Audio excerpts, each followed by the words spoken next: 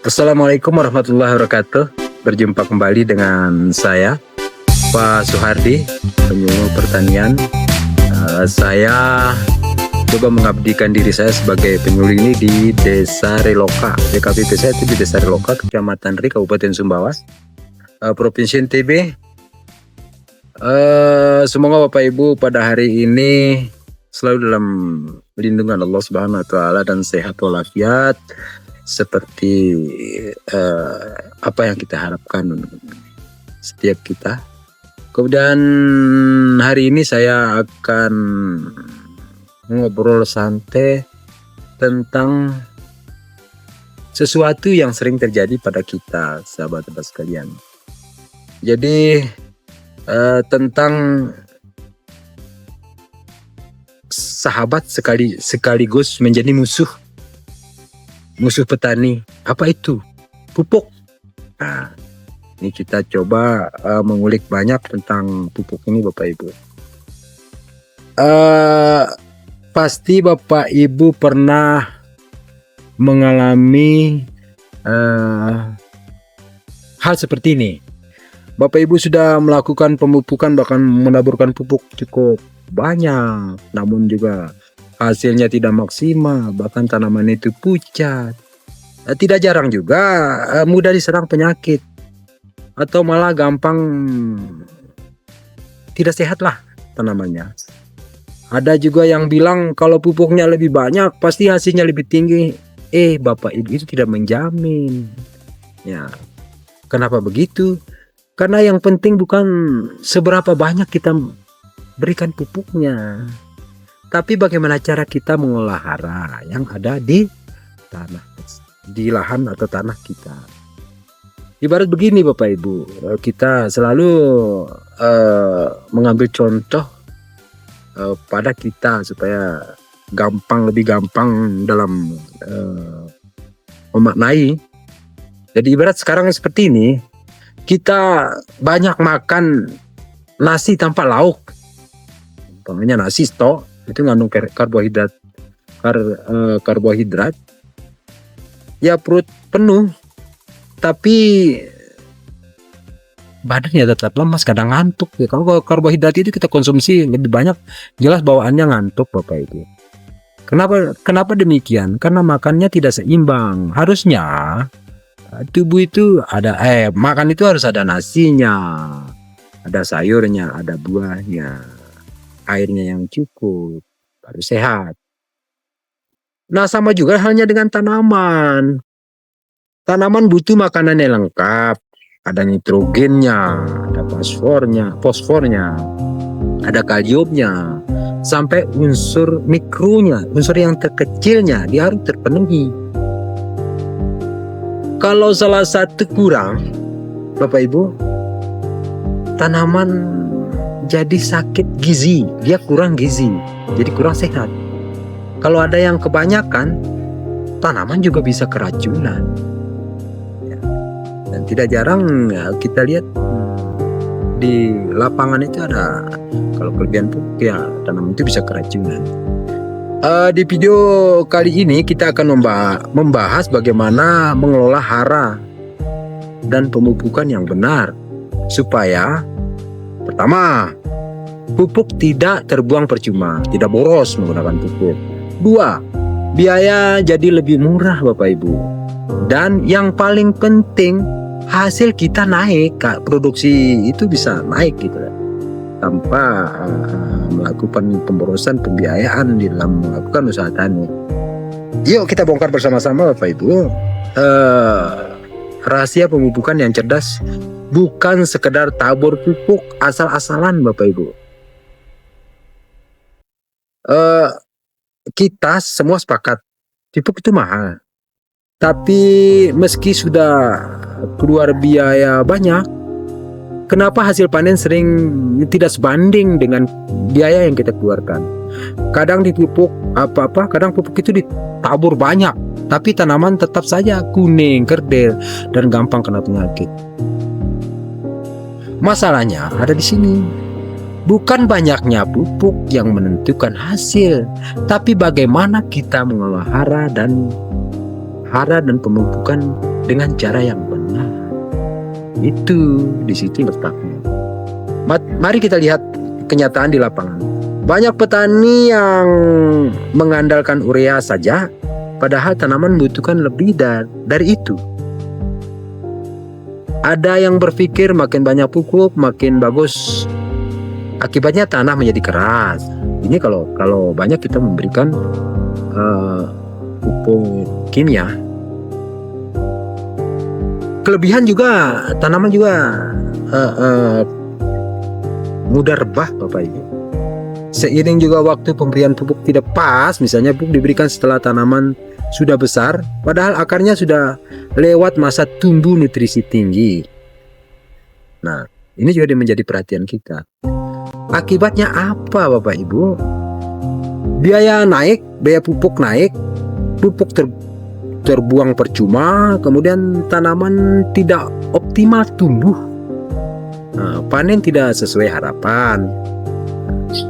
Itulah kenapa kita harus belajar mengolah hara dan pemupukan. Tujuan sederhananya seperti ini loh Bapak Ibu. Mengetahui kebutuhan nutrisi tanaman sesuai dengan fase pertumbuhan, itu yang penting. Kalau kita memupuk, memberikan pupuk dengan dosis yang tepat waktu,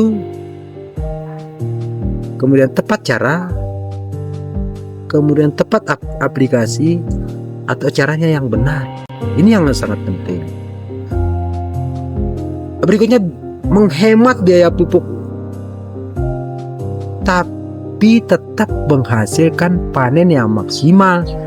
Biaya pupuk itu bisa kita tekan manakala kita lakukan pemupukan itu pada fase-fase yang pas, Bapak Ibu. Kalau kita bisa menguasai cara ini, maka lahan kita akan tidak hanya subur tapi juga menguntungkan. Karena ingat, pupuk itu bukan soal jumlah, tapi soal kecerdasan dan menggunakannya. Kita harus arif, Bapak Ibu. Kemudian Bapak Ibu petani yang saya hormati dan berbahagia, mengelola hara itu sama saja dengan mengatur gizi makanan kita sehari-hari. Kalau kita cuma hanya makan nasi seperti apa yang saya terangkan di depan tadi, tanpa lauk, ya perut kenyang tapi lemas. Kalau makan daging terus tanpa sayur, bisa sakit juga. Malah proses penuaan itu bisa cepat gitu loh. Tubuh sehat itu karena gizi seimbang. Begitu juga dengan tanaman. Ada 3 Bapak Ibu, ada 3 prinsip utama dalam pengelolaan hara. Yang pertama itu seimbang. Jadi pengelolaan hara itu harus seimbang. Tanaman butuh unsur mikro.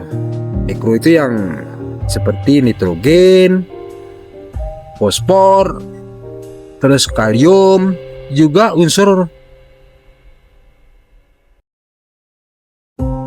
maksud saya tanaman membutuhkan unsur makro. Makro itu yang besar. Jadi seperti nitrogen, fosfor, kalium. Juga membutuhkan unsur mikro.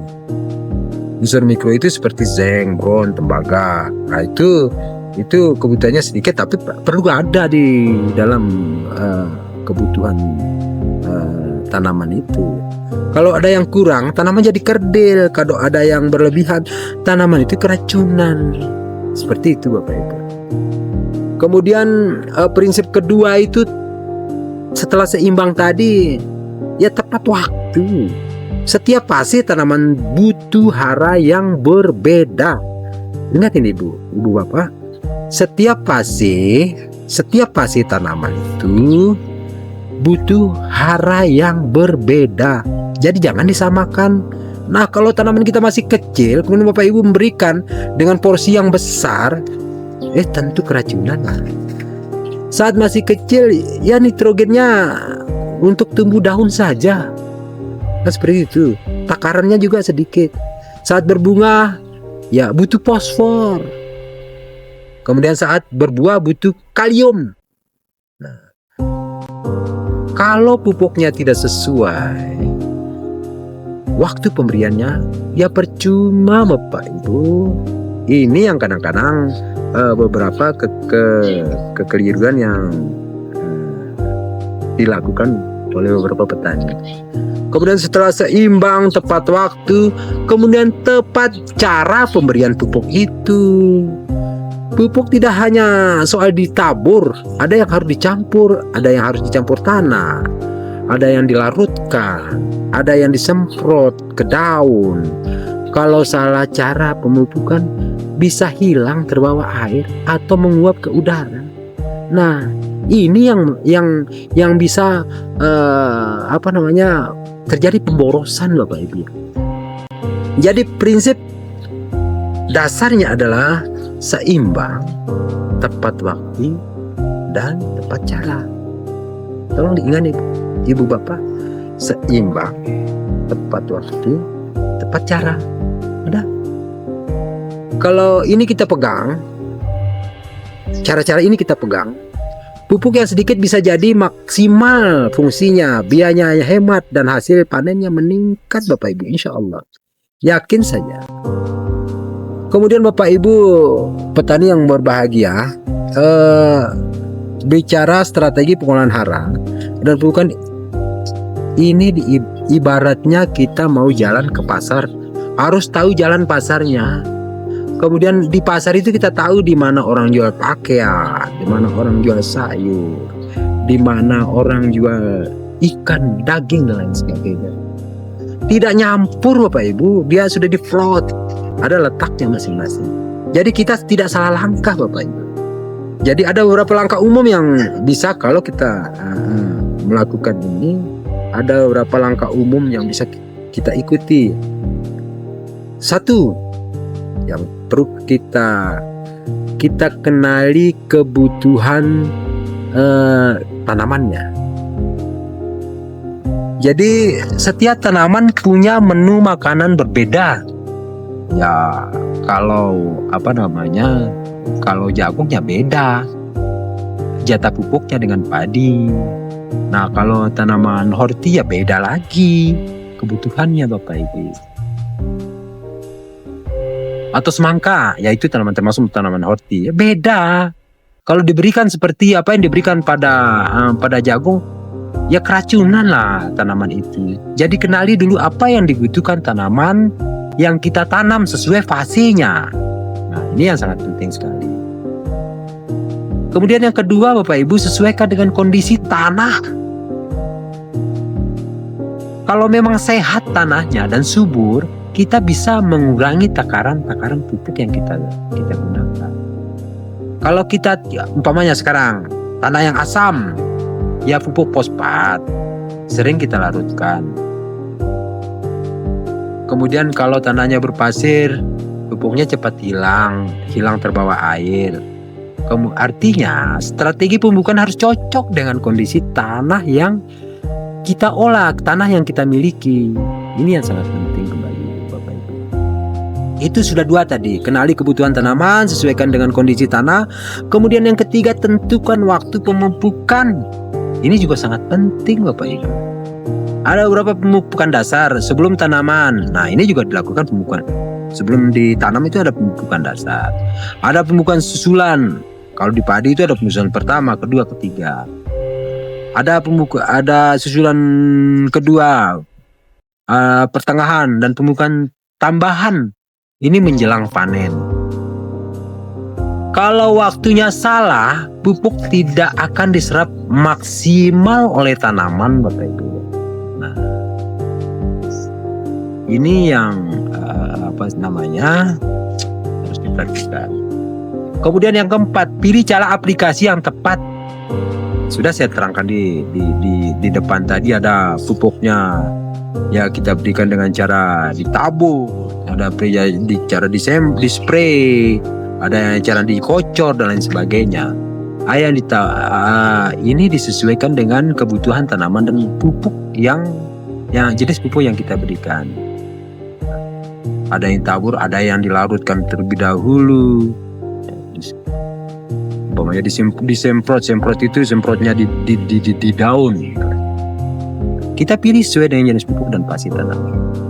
Kemudian Bapak Ibu, strategi yang kelima, catat dan evaluasi. Ini yang hampir setiap petani, kita petani itu tidak pernah mencatat dan evaluasi. Kita tetap mengevaluasi semua kegiatan kita, namun tidak tercatat, tidak terdokumentasi. Ini yang sering kita lupakan. Jadi setiap tahapan-tahapan itu, umpamanya dosis dan lain sebagainya, itu selalu tercatat. Kapan fase-fase pemberiannya itu kita harus catat. Kita bisa tahu mana yang berhasil dan mana yang perlu diperbaiki pada musim berikutnya. Dan juga perlu ada pembanding juga dalam pemberian pupuk. Jadi strategi umum kita itu jelas. Kenali kebutuhan tanaman, cocokkan dengan tanah yang kita miliki untuk budidaya kita, atur waktu pemupukannya, pilih caranya, lalu evaluasi terakhir. Seberapa berhasil kita, mana yang tidak cocok dan mana yang tidak cocok. Kalau jalannya sudah benar, detailnya tinggal kita jalankan dengan disiplin. Nah, setiap apa saja yang kita kerjakan ketika itu maksimal dan kita lakukan, maka insya Allah hasilnya akan maksimal. Bapak Ibu, sekarang kita masuk ke inti taktik atau langkah praktis pemupukan. Inilah yang bisa langsung dilakukan di lahan kita. Satu, taktiknya ya, pemupukan dasar sebelum tanaman. Nah, ini juga termasuk masalah besar pada petani kita, jarang melakukan pupuk dasar sebelum tanaman itu ditanam. Jadi pemberiannya saat olah tanah. Masukkan pupuk organik seperti pupuk kandang atau kompos minimal 2 ton per 1 hektar. Tambahkan pupuk kimia dasar sesuai dengan komoditas. Misalnya untuk padi 100 kg urea, 150 kg SP36 atau TSP. Ini juga kalau pada padi, pupuk urea dan SP36 TSP ini bisa diberikan pada 0 hari, ya pada saat tanam. Kemudian 100 kg KCl per hektar. Pupuk dasar ini ibarat sarapan pagi. Seperti itu. Karena kita ini untuk pertahanan awal. Kita pupuk dasar ini seperti sarapan pagi yang kita lakukan. Ini sarapan paginya tanaman, biar akar kuat dari awal. Kemudian setelah pemupukan dasar, Bapak Ibu, kita lakukan pupuk susulan. Nah, ini diberikan sesuai dengan fase pertumbuhan tanaman. Jadi pertama itu kalau fase vegetatif atau fase awal tumbuh daun, tambahkan urea itu untuk mempercepat pertumbuhan, tapi tidak banyak, Bapak Ibu. Itu yang diberikan urea. Kemudian fase generatif atau fase berbunga, ini fase generatif namanya. Kurangi urea tapi tambahkan SP36. Jadi kalau susulan pertama pada fase vegetatif itu urea yang digunakan. Kemudian fase generatif itu, fase berbunga itu kurangi urea, tambah SP36. Kemudian ini ada fase pembesaran atau pembesaran buah atau biji. Jadi sangat dianjurkan atau diutamakan menggunakan KCl, Bapak Ibu. KCl jadi hasilnya besar dan berkualitas dia. Ini di pada saat pemupukan. Kemudian taktik ketiga, tepat cara aplikasi.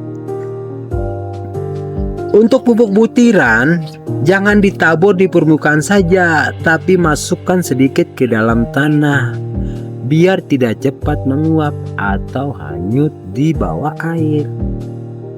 Nah, itu yang butiran. Untuk pemupukan untuk jenis pupuk POC, pupuk cair maksud saya, itu disemprotkan pagi atau sore hari. Jangan siang hari atau jangan siang bolong supaya tidak menguap.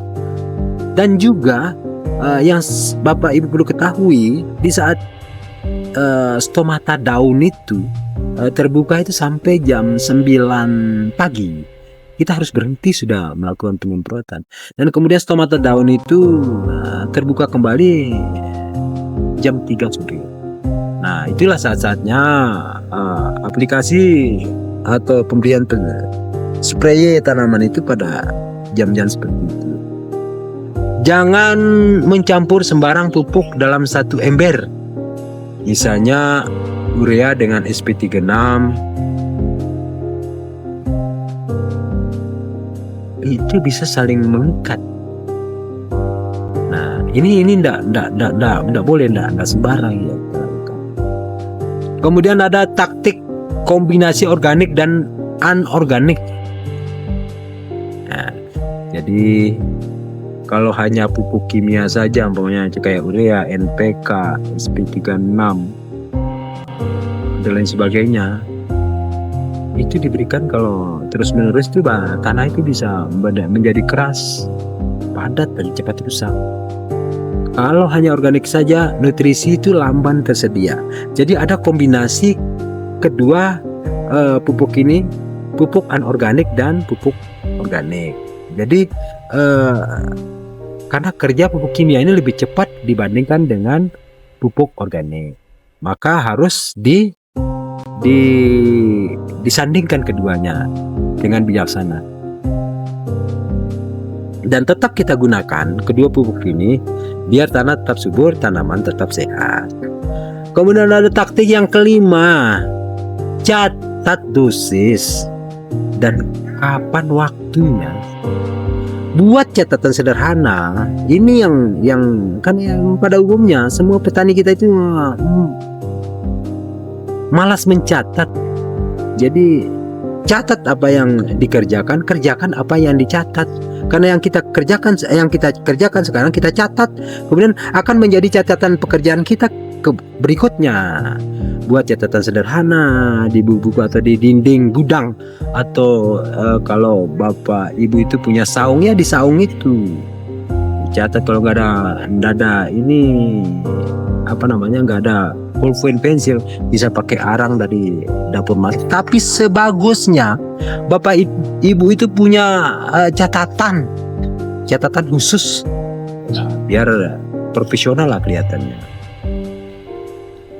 Jadi ini bisa menjadi rekomendasi kita ke musim berikutnya. Kalau langkah-langkah ini dijalankan, pupuk yang sedikit bisa lebih bermanfaat bagi tanaman kita. Ya, bisa kita tekan dan hasil panen bisa meningkat. Bapak Ibu, bagaimana kita tahu kalau pemupukan yang kita lakukan itu sudah berhasil? Ada beberapa indikator keberhasilan yang bisa kita lihat, di lapangan, kita amati di lapangan pada tanaman kita. Jadi indikator pertama itu, ya kalau diberikan urea sekarang ini, yang pertama itu indikatornya itu warna daun hijau. Jadi itu bisa kita lihat. Kalau sekarang ini kita beri pupuk 2 atau 3 hari lagi, daun itu akan menghijau segar, tidak pucat atau kekuningan. Kalau terlalu hijau tua sampai lembek, artinya kelebihan nitrogen. Apalagi kadang-kadang kalau di tanaman cabai itu dia mengeras, kemudian kita ambil, kalau kita kita genggam, dia akan seperti kerupuk. Itu juga itu kelebihan. Artinya itu tidak bagus juga bagi tanaman. Kemudian indikator kedua, batang kokoh. Batangnya kokoh dan pertumbuhan itu rata dia. Tanaman berdiri tegak, tidak mudah rebah, pertumbuhan seragam. Tidak ada yang kerdil di antara, ya adalah 1-2 mungkin. Nah kalau ada 1-2 yang kerdil atau kebanyakan yang kerdil, maka indikator pemupukannya kurang benar. Kemudian akarnya putih Bapak Ibu. Ini yang indikator berikutnya, akarnya putih dan banyak. Kalau umpamanya kita lihat, kita cabut umpamanya cabenya, tapi janganlah dicabut. Tapi kalau kita cabut umpamanya ini, maka kelihatan akarnya putih, banyak dan sehat. Ini tanda pupuk fosfatnya bekerja dengan baik. Ya ini untuk perakarannya. Maka kita tadi saya jelaskan di depan itu untuk perakaran itu fosfat. Akarnya akan tumbuh sehat, banyak dan putih. Kemudian ini indikator berikutnya pada fase pembungaan itu, bunga dan buah tumbuh sempurna. Pada fase generatif, bunga tidak mudah rontok. Jadi nggak rontok Bapak Ibu.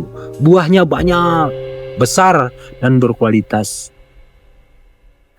Ini fungsi kalium. Di fase ini fungsi kalium. Jadi kalium itu berperan penting. Kemudian yang berikutnya, ini terakhir ini, hasil panen naik. Kemudian biaya yang semua kita keluarkan itu sangat efisien. Kalau hasil kita meningkat